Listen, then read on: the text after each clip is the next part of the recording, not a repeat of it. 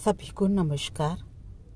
आज हम ज्वर की स्थिति में किस प्रकार की डाइट होनी चाहिए, ज्वर क्या होता है और ज्वर कितने प्रकार का होता है और उस समय हमारे शरीर में कई प्रकार के जो मेटाबॉलिक चेंजेस आते हैं उसके संबंध में चर्चा करनी चाहिए। ठीक है। अच्छा, ज्वर को हम क्या कहते हैं? बुखार भी कहते हैं। और ज्वर की स्थिति में क्या होता है, शरीर का जो टेम्परेचर है वह साधारण अवस्था से क्या हो जाता है, अधिक हो जाता है। सामान्यतः एक व्यक्ति के शरीर का तापमान कितना होता है? 98.4 डिग्री फ़ारेनहाइट होता है।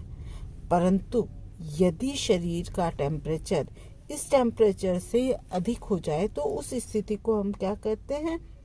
बुखार की स्थिति। मतलब टेम्परेचर में बढ़ोतरी होना क्या कहलाता है? बुखार कहलाता है।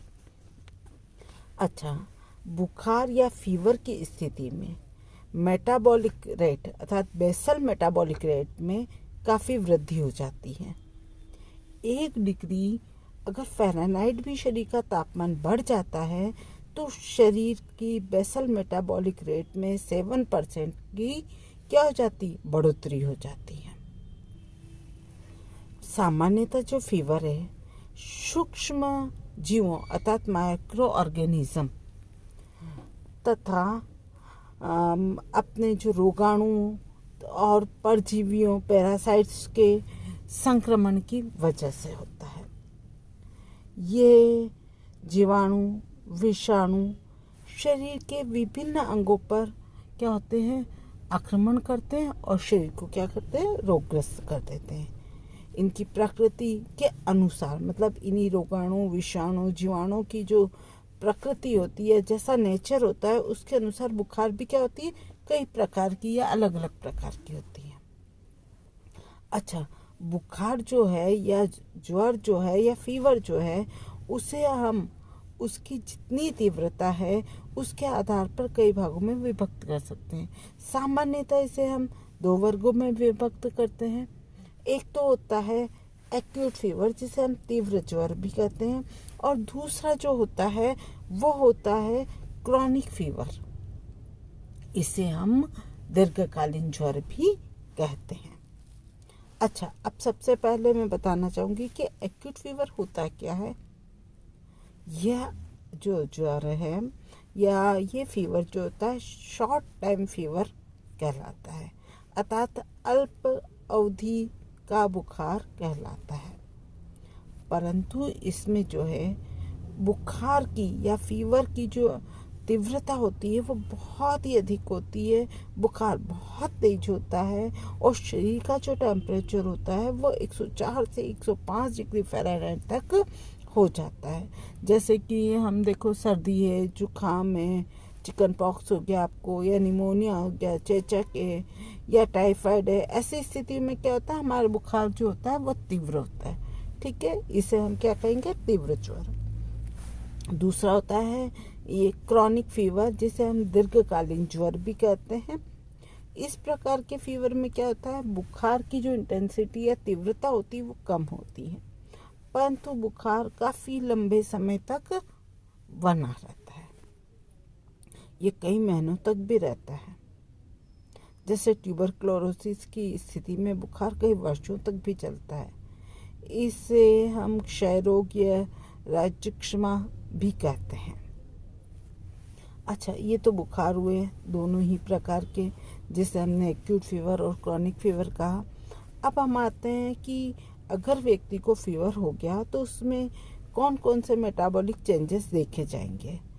तो जब फीवर हो जाता है तब उसमें कई प्रकार के फिजिकल या बायोकेमिकल परिवर्तन होते हैं जिसके कारण कई तरह के चेंजेस देखे जाते हैं। जैसे फर्स्ट चेंजेस जो देखा जाता है वो बेसल मेटाबॉलिक रेट की जो है, या जिसे हम BMR भी कहते हैं, उसमें क्या होती? बड़ी वृद्धि हो जाती है। जैसा कि मैंने तुम्हें पहले भी बताया कि शरीर का अगर 1 डिग्री फ़ारेनहाइट टेम्परेचर बढ़ जाए तो ये जो BMR है या बेसल मेटाबॉलिक रेट है वो 7% तक बढ़ जाता है, जिसके कारण क्या होता है? हमारी कैलोरी की मांग या ऊर्जा की मांग जो है वह बढ़ जाती है। ठीक है। दूसरा है एडिपोज तंतुओं का क्षय होना, जिसे हम कहते हैं लॉस ऑफ एडिपोज टिश्यूज।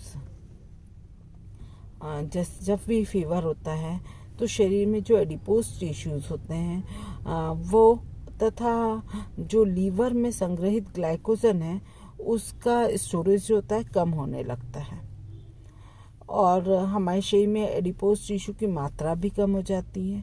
लंबे समय तक अगर हमारे को फीवर रहता है तो इन तंतुओं का जो विनाश है या हाश है वह भी अधिक मात्रा में होता है, और उसके कारण क्या होता है, शरीर जो होता है बहुत ही निर्बल हो जाएगा और कमज़ोर हो जाएगा। ठीक है। फिर एक और चेंजेस जो देखे जाते हैं वो है प्रोटीन के चयापचय में वृद्धि हो जाती है, जिसे हम कहते हैं प्रोटीन का मेटाबॉलिज्म क्या होना, इंक्रीज होना। विशेषकर हम देखते हैं कि आपको टाइफाइड हो गया है, मलेरिया हो गया है या पोलियोमाइलिटिस हो गया है, तो ऐसे रोग होने पर जो प्रोटीन का मेटाबॉलिक रेट है वो या मेटाबॉलिज्म जो है वो इंक्रीज हो जाता है। और उपरोक्त स्थिति में क्या होता है, जब भी ये मेटाबॉलिक रेट इंक्रीज होता है तो अमोनिया गैस का अधिक निर्माण होता है, क्योंकि प्रोटीन का मेटाबॉलिज्म इंक्रीज हुआ है। और ये अमोनिया गैस क्या करता है, यूरिया में यकृत में यूरिया में बदल जाता है। जो भी अमोनिया इंक्रीज होती है वो यकृत में या लीवर में जाता है और यूरिया में कन्वर्ट हो जाता है, और जिसका जो निष्कासन है वो हमारी किडनी के द्वारा होता है, और किडनी को अधिक कार्य करना पड़ता है। किडनी हमारी जल्दी थक जाती है और उनकी जो कोशिकाएं हैं वह निष्क्रिय होने लगती है। तो ये फैक्ट्स भी देखे जाते हैं। फिर श्वसन क्रिया बढ़ जाती है, increase the respiration rate. Fever में क्या होता है, रेस्पिरेशन की जो क्रिया है वो काफ़ी तीव्र हो जाती है। श्वसन या रेस्पिरेशन के माध्यम से शरीर से कुछ मात्रा में जल की जो वाटर वेपर के रूप में निष्कासन भी बढ़ जाता है, और साथ ही फेफड़े और रक्त परिसंचरण संस्थान को भी अधिक कार्य करना पड़ता है। ठीक है। फिर अधिक पसीना भी निकलता है। तेज ज्वर में शरीर से अधिक मात्रा में पसीना निकलने लगता है। पसीने के रूप में शरीर से जल है, सोडियम क्लोराइड है, पोटेशियम लवण है, वो भी निकल जाते हैं। और ऐसी स्थिति में क्या होता है, शरीर में जल, सोडियम, पोटेशियम, क्लोरीन, इन सब जो लवण है इनकी क्या होती है, हमारे शरीर में कमी हो जाती है। ठीक है। फिर नेक्स्ट है कि पाचन संस्थान में गड़बड़ी।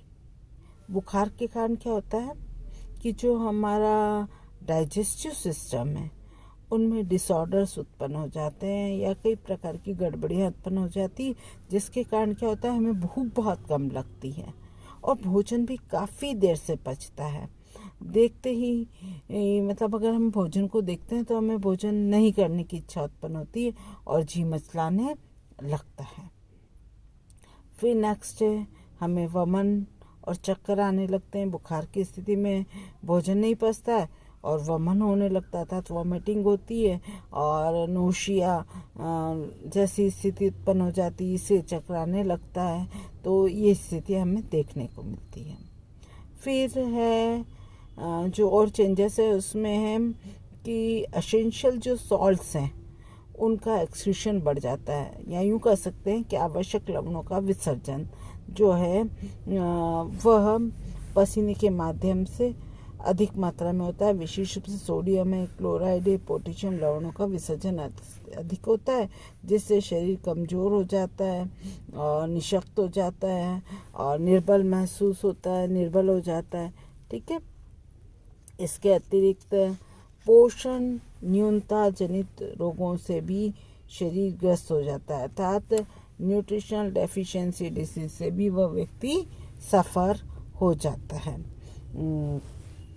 यह पोषण न्यूनता जनित रोग जो होते हैं उसके कारण क्या होता है, माल न्यूट्रिशन अधिक मात्रा में देखा जाता है और विशेष रूप से जो अविकसित राष्ट्र हैं या विकासशील जो देश हैं के जो निर्धन लोग हैं उनमें प्रोटीन कैलोरी माल न्यूट्रिशन अधिक हो जाता है और इस पर यदि उन्हें संक्रमण के कारण बुखार आता है तो बचा कुचा जो प्रोटीन होता है ना बेटा वह भी कम होने लगता है, जिसके कारण कुपोषित लोग विशेषकर जो बच्चे हैं या यूँ कह दो शिशु है या बालक है या प्रेग्नेंट लेडी है, लैक्टेटिंग वुमेन है, उनकी स्थिति और भी भयावह और दयनीय हो जाती है और बुखार के कारण वे इतने निर्बल कमज़ोर निःशक्त हो जाते हैं कि असमय में ही कई बार उनको डेथ भी हो जाती है। ठीक है, तो इस तरह के चेंजेस देखे जाते हैं। इसके अलावा अपन देखते हैं ना मलेरिया के कारण हजारों लोगों की डेथ हो जाती है।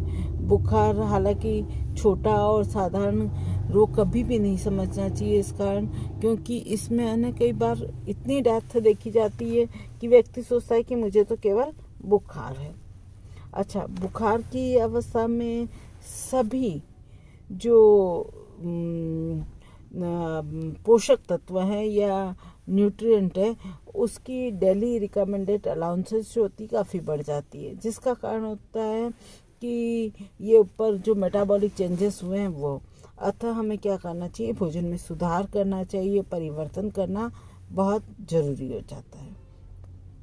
यदि फीवर की स्थिति में सभी पोषक तत्वों की पूर्ति नहीं की जाती है तो शरीर में क्या होता है, बहुत अधिक कमजोरी बढ़ जाती है और शरीर में इन्फेक्शियस डिसीजेस है उससे रोगों से लड़ने की क्षमता भी कम हो जाती है और शरीर अनेक रोगों से क्या हो जाता है, ग्रस्त हो जाता है।